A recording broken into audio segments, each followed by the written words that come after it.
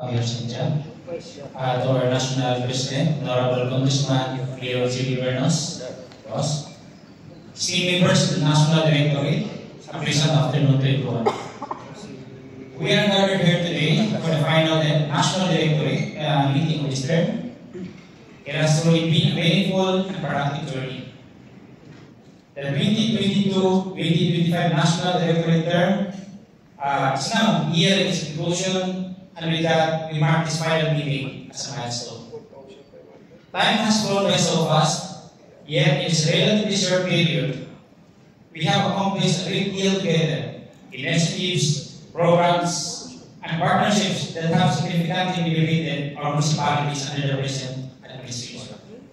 As we convene for this concluding meeting, we remain dedicated to our commitment to addressing pressing matters concerning our members, as well as to prepare for the important activities that lie ahead for the league. A warm welcome everyone to this meeting. For today, our agenda includes discussion on the upcoming chapter elections, a review of the election guidelines, and updates on recent and forthcoming activities and partnerships of the league under the leadership of our National President, Congressman Leo G. Bernos.